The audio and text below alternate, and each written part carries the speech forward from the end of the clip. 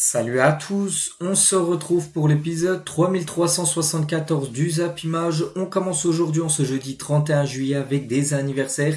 Et on commence tout d'abord avec l'arrière gauche de l'AS Monaco, c'est João Henrique. Il fête aujourd'hui ses 28 ans, bon anniversaire à lui. Et également le nouveau gardien de but de l'équipe de Strasbourg, qui arrive en provenance de Chelsea il y a quelques jours. Il fête aujourd'hui ses 20 ans, c'est un tout jeune gardien belge. Il s'agit de Mike Penders, donc il y en a beaucoup qui parlent de lui comme le successeur de Thibaut Courtois dans le futur. Donc on verra. Donc bon anniversaire en tout cas à tous ces jours. On continue, on va parler maintenant de ce qui s'est passé lors de la journée hier et de quelques rencontres de pré-saison. Et on commence tout d'abord avec Liverpool qui joue un match du côté du Japon contre Yokohama Marinos et Liverpool qui perd 1-0, mais Liverpool s'est imposé 3-1 lors de ce match de pré-saison. On peut voir les buteurs Wirtz. Bon, après ces deux joueurs, on va dire du centre de formation, parce que voilà, quand c'est des matchs de pré-saison, les entraîneurs peuvent tester des jeunes joueurs. Voilà, sinon on peut voir quand même que Florian Wirtz a inscrit son premier but du côté de cette équipe de Liverpool. Et aussi Hugo Ekitike, bon, il n'a pas marqué, mais il a joué.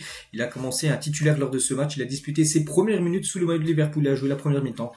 45 minutes de jeu, bon, il n'a pas été buteur, de toute façon, Liverpool n'a pas marqué lors de la première mi-temps, mais voici quelques photos, voilà, de Hugo Ekitike, son premier match, du côté des Reds de Liverpool.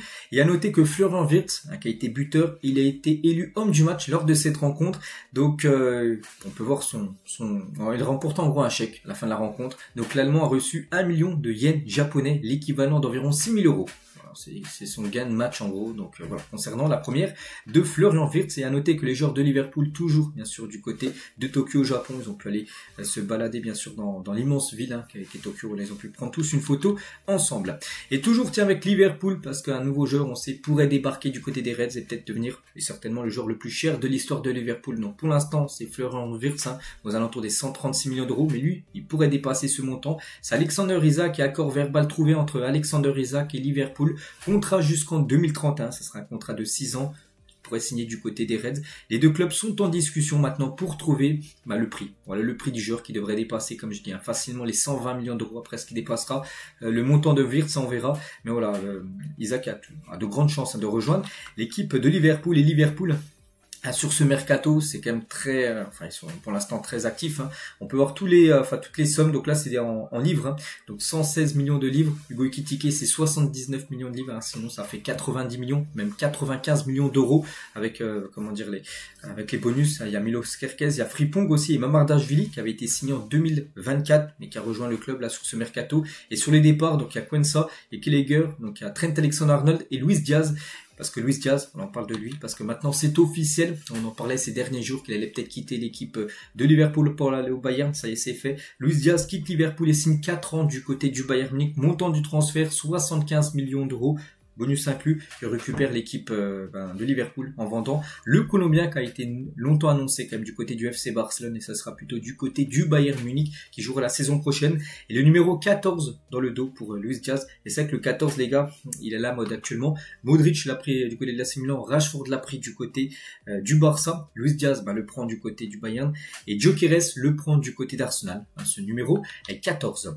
On continue avec d'autres équipes qui jouaient également des matchs de pré-saison. Tiens, un match 100% anglais, 100% Premier League, Manchester United contre Bournemouth. Et c'est Manchester United qui s'est imposé 4-1 lors de ce match également de pré-saison. Donc c'est un match là qui s'est déroulé aux États-Unis, donc la nuit dernière, avec un but par exemple de Hamad Diallo, un but aussi de Højlund. Voilà, un joueur connu. Après c'est des Dorgu aussi qui est un joueur connu. Et sinon et Williams, les gars, c'est un tout jeune joueur qui a pu jouer bien sûr ses premières minutes avec Manchester United. L'équipe de Lyon aussi, tiens, je compte Mallorca, l'Olympique Lyonnais, et victoire 4-0. Voilà de Lyon.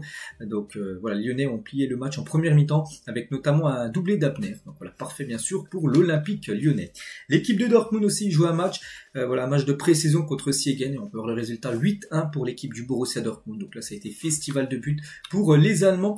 L'équipe d'Al Nassr, l'équipe de Cristiano Ronaldo, il jouait contre Toulouse, une équipe française, et Al Nassr s'est imposé de 1. Notez que Toulouse menait 1-0, mais grâce à Cristiano Ronaldo qui a été buteur et Marin, un autre joueur du côté d'Al Nassr, les deux ont permis à Al Nassr de s'imposer 2-1 contre l'équipe française. Et surtout, on parle d'Al Nassr parce qu'il y a Cristiano Ronaldo comme qui joue, et son premier but pour cette nouvelle saison pour CR7. Et à noter que João Félix, il a effectué ses grands débuts avec Al Nassr face à Toulouse. ce joueur qui a été transféré il y a 2 ou 3 jours officiellement. Il a déjà joué voilà, ses premières minutes hier lors de ce match de pré-saison.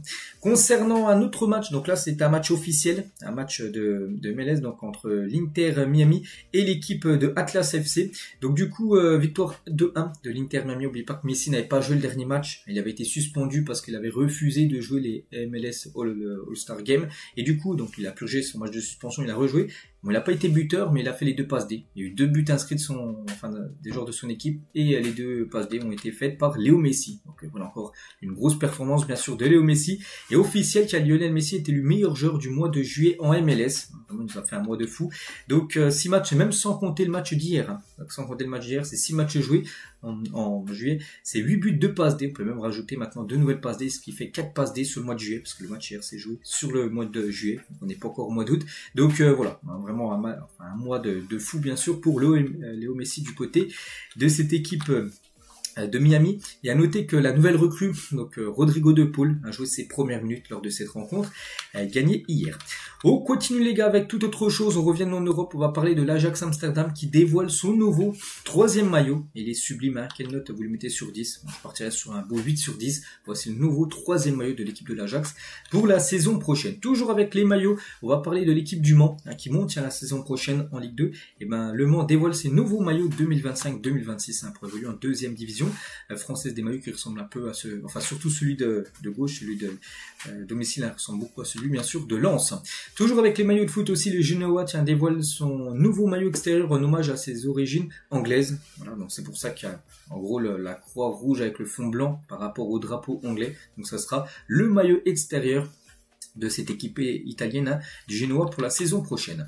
On continue, on va parler cette fois-ci de la Super Coupe d'Europe qui va se jouer maintenant dans 6 jours. Hein, donc c'est mercredi prochain. Donc le mercredi, enfin non c'est pas mercredi prochain, ce sera plutôt dans 13 jours. Hein, donc mercredi prochain c'est plutôt le retour à l'entraînement. Voilà pour les joueurs du PSG, on va plutôt faire comme ça. Parce qu'ils n'ont toujours pas repris l'entraînement. Et la semaine d'après, le mercredi d'après, ça sera bien sûr la Super Coupe. Et on connaît l'arbitre, hein, ça sera le Portugais João Pinheiro qui arbitrera ce match entre tout simplement le Paris Saint-Germain et Tottenham. Ce match hein, se déroulera du côté de Udine, du côté de l'Italie, un stade avec seulement 25 000 places. Hein, donc c'est dommage, hein, parce que je pense que le stade aurait pu être beaucoup plus gros pour accueillir une rencontre comme de Super Coupe d'Europe. Et à noter les gars que João Neves hein, devrait pouvoir jouer cette Super Coupe d'Europe malgré son rouge face à Chelsea, hein, souvenez-vous. Lors du dernier match du PSG, hein, donc João Neves, déjà Paris avait perdu, on se souvient, et João Neves avait pris rouge en tirant les cheveux de Marc Kurela. Et du coup, le règlement de la Coupe du Monde des clubs précise que les suspensions ne sont pas reportées à d'autres compétitions. Aucun dossier disciplinaire n'a été ouvert par la FIFA. Donc Luis Enrique compte aligner le Portugais face à Tottenham le 13 août prochain. Pourtant, il a pris rouge lors du dernier match. Mais il devrait bien être titulaire lors du prochain match. João Neves voilà, contre Tottenham dans une dizaine de jours. Toujours du côté du Paris Saint-Germain, tiens, on va parler d'un départ. Le PSG devrait certainement annoncer un départ aujourd'hui parce que ça y est, here we go. Concernant Milan Skriniar, il va s'engager du côté du Fenerbahçe.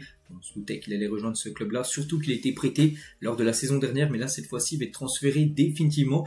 10 millions d'euros, bonus compris, que va récupérer le PSG. N'oubliez pas, quand il est arrivé à Paris, il est arrivé en provenance de l'Inter Milan pour gratuitement, vu qu'il est en fin de contrat. Donc là, Paris va recevoir une belle somme en lâchant tout simplement. Milan Skriniar du côté du Fener et Marco Asensio devrait faire également la même chose et partir lui aussi du côté du Fenerbahçe.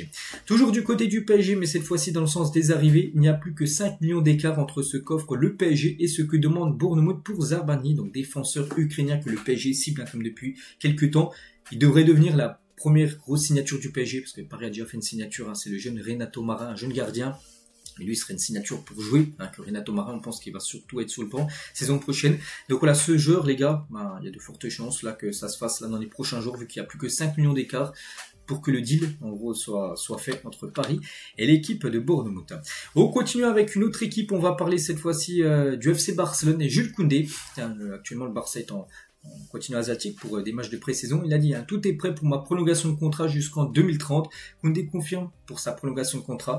Actuellement, il a un contrat jusqu'en 2028 et devrait prolonger de 2 nouvelles années. Jules Koundé du côté du FC Barcelone. Du coup, son contrat devrait être encore de 5 ans du côté du club blaugrana. Et toujours, tiens, au FC Barcelone, Inaki Williams, on sait que ça a été le gros feuilleton et du coup, Inaki Williams hein, a prolongé du côté de l'équipe de Bilbao. Enfin, c'est plutôt son grand frère hein, qui parle. Hein. Voilà, c'est Nico Williams, mais son grand frère Inaki raconte pourquoi Nico, donc son petit frère, n'a pas signé au Barça. Donc il a dit, nous savons tous comment fonctionne le monde du football et le genre de pression que le Barça voulait exercer sur les supporters de Bilbao, sur mon frère, c'était une campagne médiatique. Peut-être qu'il pensait que ça marcherait, de dire, de tout faire, voilà, pour que le joueur vienne, bien sûr, du côté du Barça. Donc beaucoup de ce qui a été dit ou partagé sur les réseaux sociaux était faux, que par exemple Nico Williams avait dit qu'il voulait absolument rejoindre le Barça. Donc son grand frère, en gros Inaki Williams, dit que c'était faux. Donc ce bruit extérieur a causé beaucoup de dégâts. Il affirme aussi que son frère avait pris sa décision de prolonger depuis longtemps. En gros, qu'il voulait pas aller au Barça, que prolonger, les gars, ça n'a pas été une question de minutes, question d'heures. Non, il savait déjà qu'il allait prolonger depuis pas mal de mois. Son grand frère dit, mais que l'annonce avait été retardée. Donc lier mon frère jusqu'en 2035 ne pouvait pas se faire du jour au lendemain. Et puis il y a eu des événements qui ont tout rendu plus difficile, comme la fresque vandalisée. Vous souvenez-vous, à Bilbao, il y avait une fresque des deux frères et à chaque fois Nico Williams a été vandalisé sur 3-4 jours d'affilée. Donc voilà, ou encore la vitre de sa voiture aussi brisée du côté de Bilbao. Donc voilà, bon, tout ça maintenant font qu'il n'y a plus de fresques à vandaliser, vu qu'il a prolongé comme jusqu'en 2035, contrat de 10 ans. Pour Nico Williams, mais voilà, son frère Inaki dit en gros que son petit frère n'a jamais pu le rejoindre le FC Barcelone. On continue, tiens, juste avec 2-3 infos avant de finir, les gars. Et tout d'abord, Victor Osimhen, et c'est officiel, les gars, quitte Naples et rejoint le Galatasaray. Donc oui, il a été prêté au Galatasaray saison dernière, mais là, cette fois-ci, il appartient officiellement au Galatasaray. Montant du transfert, 75 millions d'euros. C'est le prix de sa clause libératoire, plus 10% sur une future revente. Donc il appartient à 100% maintenant à l'équipe turque qui souhaitait absolument le conserver. Et Osimhen devient le joueur le plus cher de l'histoire de la Super League turque, et de très loin, parce qu'Osimhen c'est 75 millions d'euros, et dépasse Koku qui avait été acheté 25 millions d'euros, qui était le joueur le plus cher de l'histoire du championnat turc. Donc là on passe de 25 à 75. Voilà, donc Osimhen a mis la barre très très haute. Donc voilà, très belle recrue, parce que les supporters voulaient absolument le garder, tout ça. Il a fait une magnifique saison, donc il restera du côté du Galatasaray. Et on finit aujourd'hui avec Aubameyang, parce que lui aussi, ça a beaucoup fait parler. Donc il est bien arrivé à Marseille, c'était hier à 19h précise. Donc il y avait une foule de supporters qui l'attendaient. Même Aubameyang est choqué de l'accueil qu'il a reçu. Donc regardez, la Liga anglaise, ils ont partagé quelques photos et lui il a mis des smileys en train d'exploser, bien sûr, tellement qu'il y avait de monde, bien sûr, pour l'accueillir. Il a dit, je suis ému, la famille, de vous revoir tous. Cette année, on va tout péter. J'ai hâte de retrouver l'Orange Vélodrome. Et quand on vient de vous accueillir comme ça, on est obligé de tout donner. Voilà les premiers mots d'Aubameyang pour son retour à Marseille. Donc pour l'instant, il n'a rien signé. Juste, il est arrivé hier. Ce matin-là, il va passer sa visite médicale et normalement, dans l'après-midi, il signera son contrat de 2 ans du côté de l'Olympique de Marseille. Notez qu'Aubameyang a fait de gros efforts financiers. Il aura pu rester en Arabie Saoudite, continuer à toucher des gros salaires. Bon, il va toucher comme un beau salaire, bien sûr, à Marseille, sera certainement le joueur mieux payé, mais touchera beaucoup moins que ce qu'il touchait du côté d'Al-Qadsiya, ou ce qu'il aurait pu toucher à Al-Ettifaq, un club qui est également intéressé par sa venue. On finit avec lui aujourd'hui, donc voilà ce qu'il y avait à dire. J'espère que ça vous a plu. On se retrouve, nous, demain. Demain, les gars, on bascule sur le mois d'août, demain sera le vendredi 1er août, et il restera plus qu'un mois de mercato. Et je vous souhaite une bonne journée, à demain.